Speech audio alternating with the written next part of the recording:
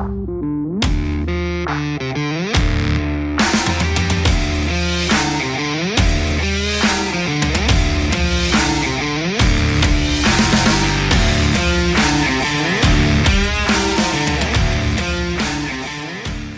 guys, it's Junior. Welcome back to my channel here at Horsepower Warehouse. Super excited to have you guys. Today we are going to spend a little bit of time in the shop. I've been dying to get you guys over on the other side of this wall here because I got some incredible cars that I want to share with you. In fact, some really neat stuff has unfortunately left because I haven't had the chance to video it. But for today, let's concentrate on the more important stuff. I want to take you through the shop here and show you what we've been up to. We just eclipsed, by the way, 12,000 subscribers, so thank you guys so much. I can't say thank you enough. So when I grew up, I was taught that when you buy a gift for someone, it's not about how you spend the money, it's about meaning, finding something that's, you know, meaningful. So as a giveaway, my first giveaway for this channel, I've been looking for something that you can't just buy, right? I want something that 5,000 of you guys are going to go, oh man, I want that thing, jump on eBay or wherever, and you just can't get it. That's a meaningful gift to me. So I've bought something that I'm going to give away to you guys in the next couple of videos that I think you're really going to like. So again, thank you. I appreciate your support. Let's jump into today's video. First, we're going to start with the 63 coupe that is on the rotisserie. This one has been geared up. I do have a delivery for this car over there, but I just wanted to start with this one, show you where we're at. It's all mounted up. You can see on the inside here, we have a little bit of work to do. And at some point, a U-joint has actually blown out of this car. It's not a big deal because we're going to be replacing the vast majority of this glass back here with a tub kit from Dynamic, so we can accommodate the better chassis with the wider wheels and all that. Of course, this car is getting a T56 Magnum, so that tunnel is not going to work. And they had a really silly filler plate here to block off the heater box and the firewall. So yeah, we're going to go ahead and make things right on this car. But speaking of making things right, how is Mom's 66 coming out? You guys know in my last video, this isn't my mother's of course, but my customer's mom drove this car from 1966 to 2006. She put something like 270,000 miles on this car. So again, she's my freaking hero for that. But we have this car going back together. You can see engine is back in its rightful home. This of course is a Steve Keach built, complete gone through engine. Same thing with the transmission. We had my tranny guy go through it, and yeah, I'm super confident that this package is going to deliver just exactly what I wanted it to. I mean, it's coming out nice, guys. Everything is looking fresh. We're going through, and you can see the interior is starting to, or I'll go around this side. The interior is starting to come together as well. What once was a big layout of parts is now turned into a small assortment. We have all new harness laid out in the car. You can see the carpet is starting to go back in. I am kind of a prima donna about using my certain type of glue on my carpets. It's actually called Landau headliner adhesive. I get it in 5-gallon drums and we spray it out of a gun. Of course, all the emblems and everything are debadged from this car, all the exterior fixtures, because we are going to have it wet sanded and buffed, and then of course full assembly. So yeah, man, this car is just going to be night and day transformation from when it came in here. I look forward to hearing the stories about this guy getting it back on the road and driving it just like his mom did. That's really, really cool to me. So yeah, you can see we got some stuff kind of laid out here in preparation for going back in the car. Yeah, this is a really, really cool project, and I'm happy with it. Today's thumbnail.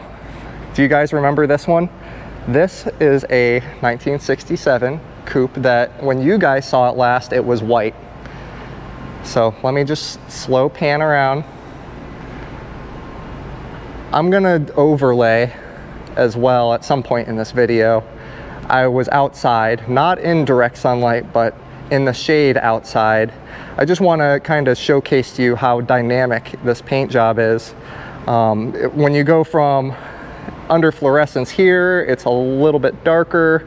Outside, when you get it in shade, it lightens up, and then when the sun hits it, of course, whew, oh man, This thing it's really came out nice. And I know I pat myself on the back every time we get a car back from paint. You know, I really prop up my painters, but they spend hundreds and hundreds of hours to achieve this, guys.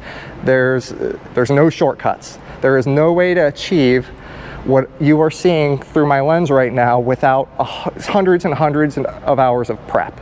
By the time you're actually laying paint down, man, the job is done. We're already high-fiving each other and saying good job, you know, because, you know, we're over the hard part.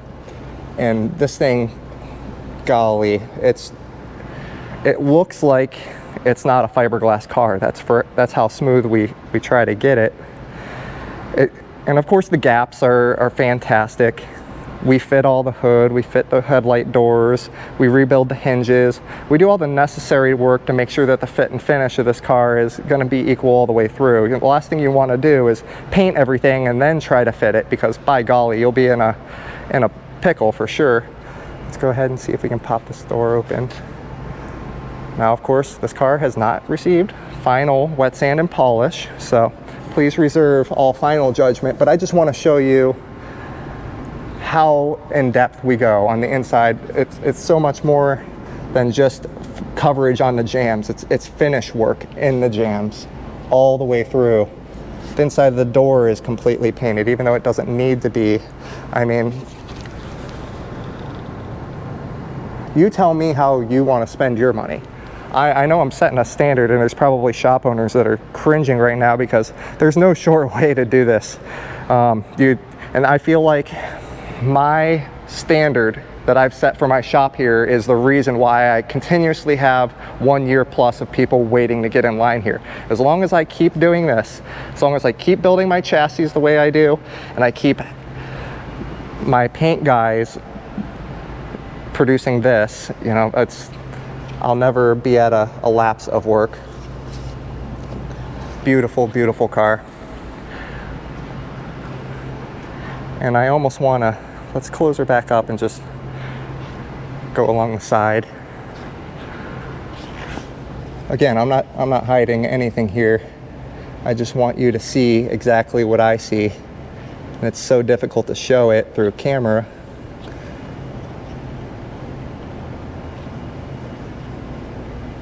I mean, this thing it's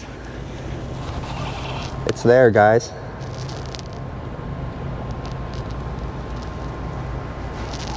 It is the bee's knees. Thank you, Joe. Man, Joe and Josh, my painters, these guys mean the world to me, because they have the same standard of craftsmanship that the rest of our builds do. And it's something to behold. You'll notice that, of course, the interior is now ready to be completely decontaminated. We're going to do the thermal and sound insulation packages. You know, we already went over all the bird cage. Everything is in the correct zinc primer. So let's go ahead and very carefully. Could you imagine if I went pow, the collective forehead slap? This Restomod is, again, up and down with the body on it, doing final fitment. I have a complete parts order that I've got coming for this car, so I'm excited to show you guys the next chapter for this, the stuff that we need to fit in order for it to go off the paint, so that way it can be done correctly. There's some custom stuff going on in here that I'm excited to show you as well. I'm not going to spoil it. I want to, but I'm not going to today. You're going to have to like, subscribe, and keep with me if you want to see what ends up with this Restomod and that Restomod. This car is coming out absolutely gorgeous. Saddle tan, split window, saddle interior, 340. Man, how do you complain about this? And again, a really dynamic color. I mean, when the paint is facing away from you, it's a lot more dark, and then of course it lightens up and gets more silver as it faces you. But another fantastic paint job by Joe, and man, I'm just so happy to be building people's dreams. This is where it's at. This is why I'm here on a Saturday, and you know, why I have not been producing Copo content. Hey, you want to see a salty face from Junior? Go, hey Junior, how's your Copo drive? I've owned my Copo over a year, guys. I've never driven it. I bought a supercharged jet ski 2 years ago. It's never touched the water. My work is so important to me that, you know, everything else kind of comes second. On Sundays, I got a family. I got important stuff I need to be doing. But Monday through Saturday, I'm here working, and that's kind of why you'll notice that I'm the only person in the shop. I need to be on point with every single build, and it's important to me that you guys get your cars back too. I know that the guy with this one is thinking, man, Junior, the weather is starting to get nice. It'd sure be nice to have a 63 convertible in my garage, and I'm with him. I want to get this car done. So order of operations here is that red one is going to be done next. I'm working hard on getting this one completed and that one completed. Obviously, we had the black 67 big block that just went to paint. This one is back from paint, so this is going into the next phase. After the black big block gets back from paint, this one will be going off to paint, and then following that will be the blue one. So I've got a pretty laid out schedule here of how I want everything to happen. I'm still kind of filling the puzzle pieces on this one, but I'm almost ready to just start going gung-ho on this car as well. So I would definitely like to have these two 63s in their respective garages at home. Here is the newest delivery. This is for the Art Morrison chassis on our blue 63 coupe over here. Of course, we have an LS3, but this variant is a connecting cruise package direct from Chevrolet. This is called their LS3 376 525 horse. So when you order an LS3, you can go from 430 horsepower, 480 horsepower, 525, and then they also have what's called a 525 CT, which is a circle track package. It includes a square bore style intake and a cam that is a lot less friendly for street driving. This one is the LS 376 525 with the ASA cam, which means it's a lot more friendly for street driving, but it still has, you know, a good thump to it. This thing is going to be,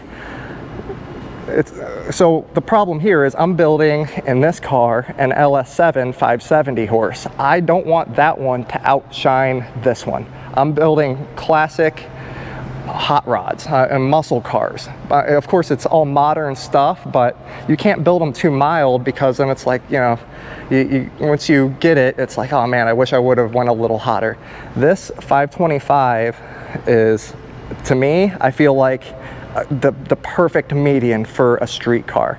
You can go with more horsepower. Are you ever going to use more than 525 or 570?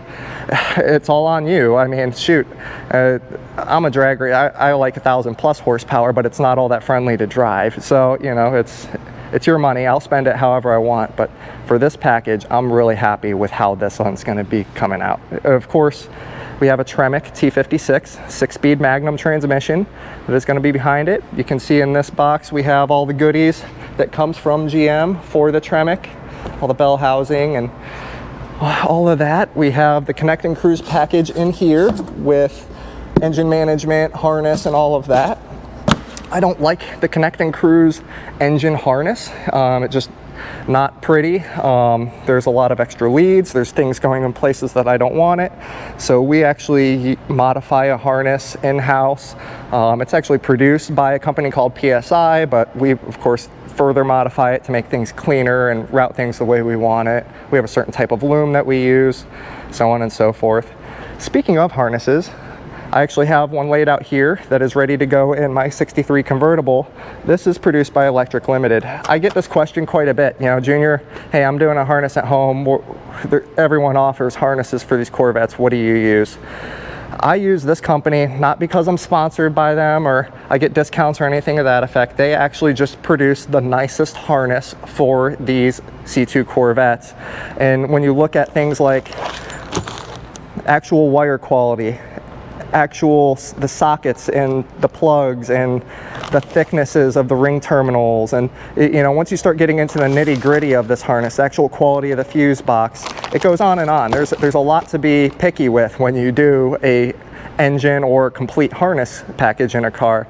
Electric Limited, highly recommend them if you're doing a C2 Corvette.